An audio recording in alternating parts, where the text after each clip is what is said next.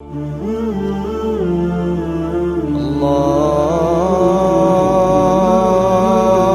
اکبر اللہ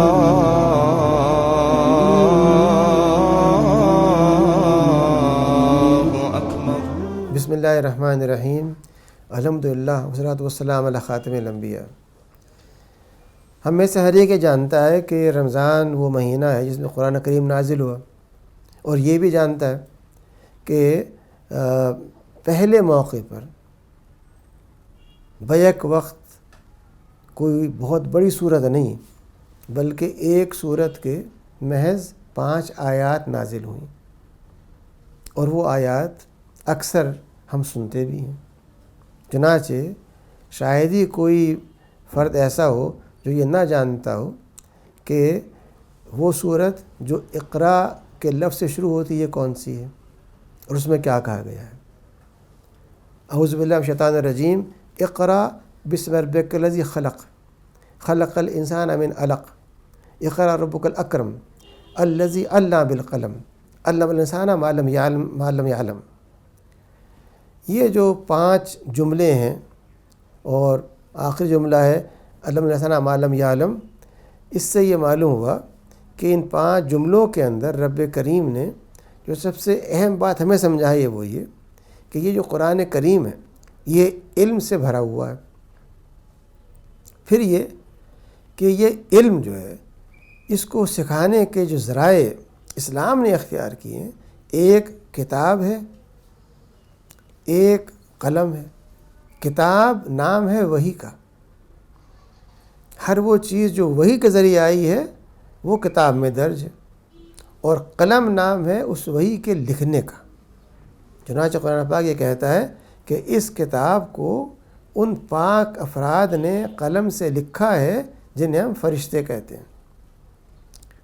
کلام اللہ کا ہے اور اس کو ان افراد نے لکھا ہے جو اس کے اطاعت گزار فرشتے ہیں، اور جو اس نے فرمایا وہ لکھتے گئے۔ اور ایسے ہی نہ صرف لکھنے کا معاملہ بلکہ وہ انتہائی برگزیدہ فرشتہ جس کا نام جبریل امین ہے، اس فرشتے نے خود اس کلام کو رسالت والسلام تک پہنچایا۔ کوئی جب قرآن پاک یہ کہہ رہا ہے کہ ہم نے تمہیں قرآن اور کتاب نازل کی اور انسان کو علم سکھایا قلم کے ذریعے، تو یہ معلوم ہوا کہ قرآن کریم ایک ایسے دور کا آغاز کر رہا ہے جو اس سے قبل کے زمانے سے بالکل مختلف ہے۔ تاریخ کی کوئی کتاب اٹھا کے دیکھیے، آپ کو یہ معلوم ہوگا کہ عرب بحیثیت ایک قوم کے مختلف قبائل میں بٹے ہوئے تھے، لیکن ان سب میں جو اس مشترک تھے وہ یہ کہ وہ اپنے گفتگوؤں کو، اپنی روایات کو زبانی طور پہ محفوظ کرنے کے قائل تھے۔ چنانچہ ان کے گھوڑوں کے شجرے ہوں، ان کے اونٹوں کے شجرے ہوں، ان کے اپنے جنگوں کے واقعات ہوں، ایپکس جنہیں آپ کہتے ہیں، وہ سب کے سب ان کی شاعری میں، ان کے کلام میں محفوظ تھی۔ اور جب بھی وہ رات کے لمحوں میں جب ریگستان کا ریت ٹھنڈا ہو جاتا ہے اور چاند نکلنا شروع کر دیتا ہے، کچھ ہلکی سی روشنی ہوتی ہے، اس میں وہ بیٹھ کر کے جب قصے کہانیاں بیان کرتے تھے تو سب روایتیں زبانی ہوتی تھیں، جسے آپ کہتے ہیں اورل ٹریڈیشن۔ قرآن کریم میں ان 5 آیات میں جو بات ہم کو سمجھائی ہے وہ یہ کہ اب جو دور تھا اورل ٹریڈیشن کا وہ ختم ہو گیا،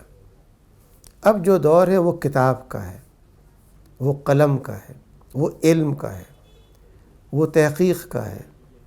وہ اس علم کا ہے جو قیاسات سے بلند ہو، یعنی علم حقیقی ہو۔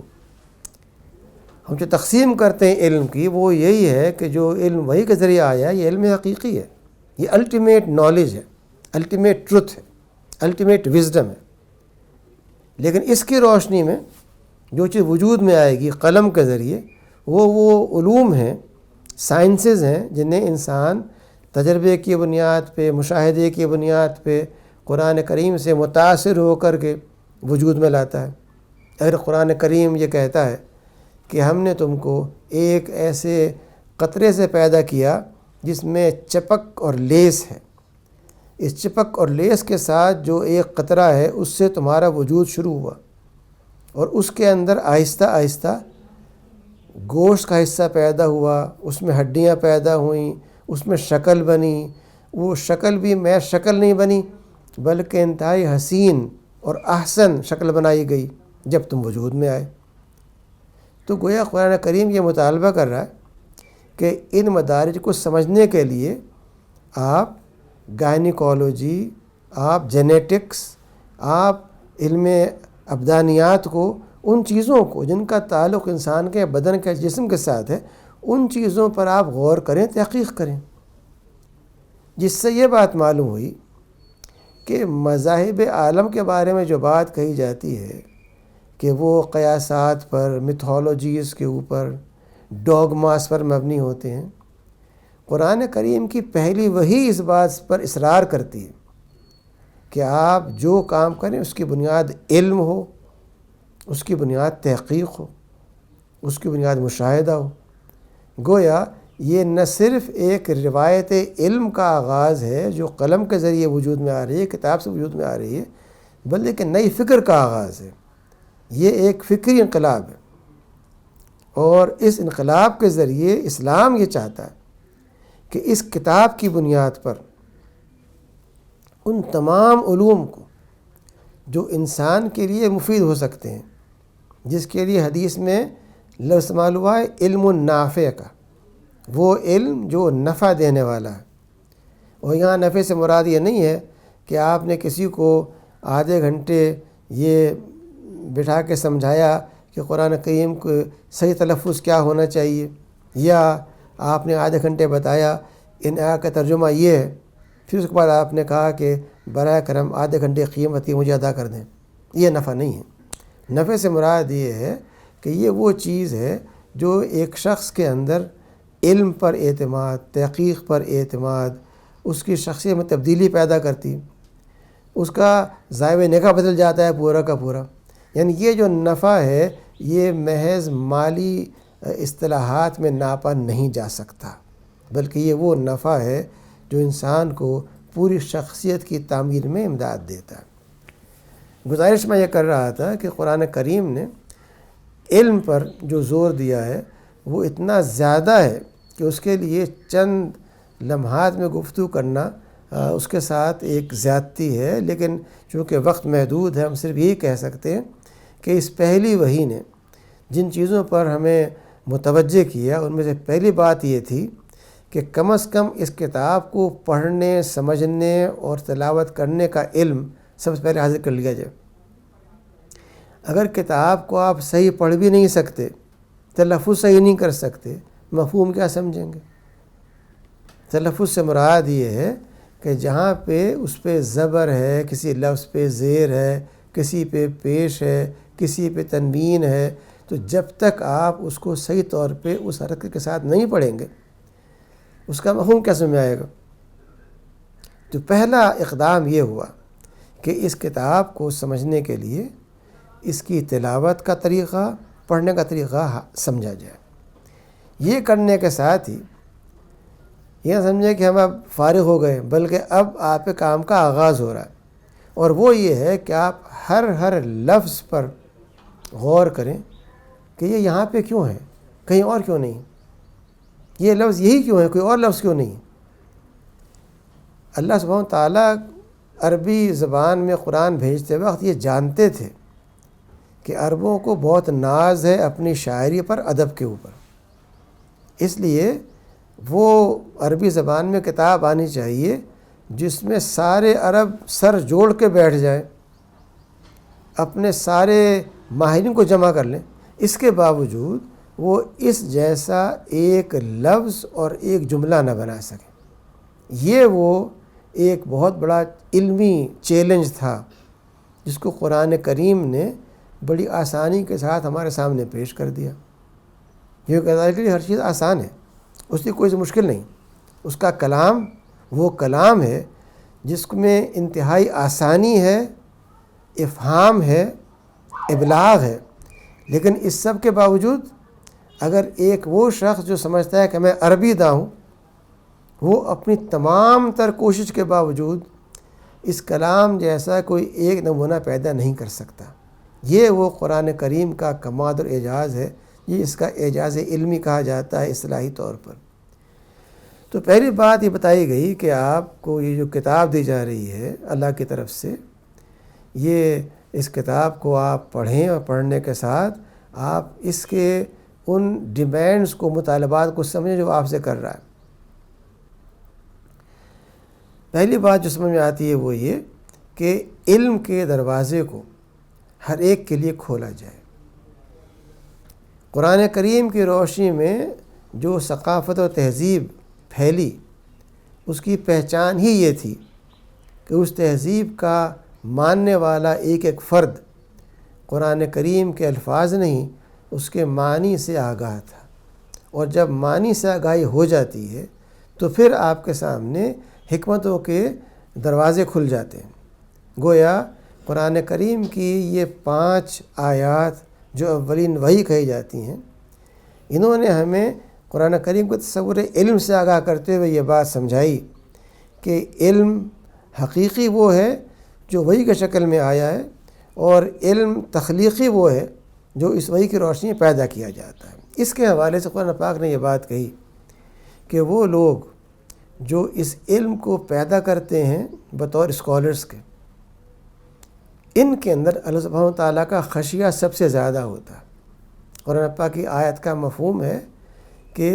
جو اہل علم ہیں وہ خشیہ میں سب سے بڑھے ہوئے ہوتے ہیں۔ اور بات بڑی آسان سی ہے، ایک شخص جسے آپ عالم کہیں گے اسی کو کہیں گے جو قرآن کریم کو جب پڑھ رہا ہے تو اس کا مفہوم سمجھ رہا ہے، اس کے مطالبات کو سمجھ رہا ہے،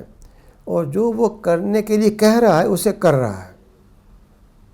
جب ایک شخص یہ سمجھتا ہے کہ اس سے کیا کہی جا رہی ہے اور اس لحاظ سے کام کرتا ہے اور یہ سوچتے ہوئے کام کرتا ہے کہ یہ کام وہ کر رہا ہے رب کریم کی براہ راست نگرانی میں، تو اس میں کیا شکل پیدا ہوگی؟ وہ لاپرواہ ہوگا، ریلیکسڈ ہوگا،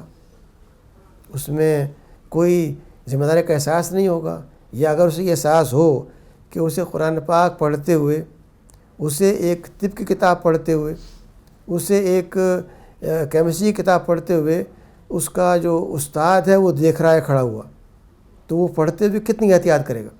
ایسے ہی قرآن کریم جب مطالعہ کیا جائے اور ہمارے ذہن میں یہ بات ہو کہ اس کو جو ہم پڑھ رہے ہیں تو ایک ہستی جو ہر جگہ موجود ہے اور ہر چیز کو دیکھ رہی ہے، اس ہستی کو اس کا علم ہے کہ میرے پڑھنے کا مقصد کیا ہے۔ پڑھنے کا مقصد یہ ہے کہ جو لوگ مجھے دیکھ رہے ہیں وہ کہیں کہ واہ واہ یہ کتنا عالم آدمی ہے۔ پڑھنے کا مقصد یہ ہے کہ میں خود اپنے بارے میں کہوں کہ میرے کیا کہنے ہیں، میں تو قرآن پاک کو بڑے لہن کے ساتھ پڑھتا ہوں۔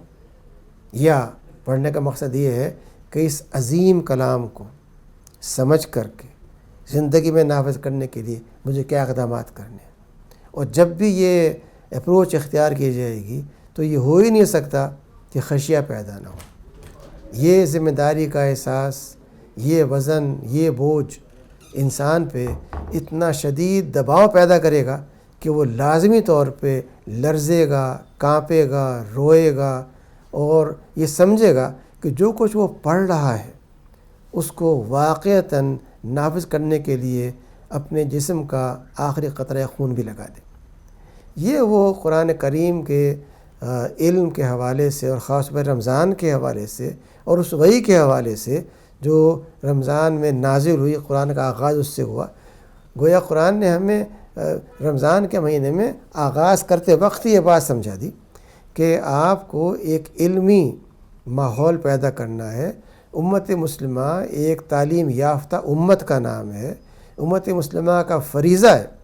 کہ وہ اس علم کو نہ صرف حاصل کرے بلکہ اس کی اشاعت کرے، اس کو پھیلائے، اور اس کو ان بنیادوں پہ قائم کرے جو اس کی حقیقی بنیادیں ہیں، یعنی وحی کی بنیاد پہ ہر علم کی تشکیل کی جائے، تعمیر کی جائے۔ جب یہ کام کیا جائے گا تو پھر تمام علوم کے اندر ایک نئی فکر،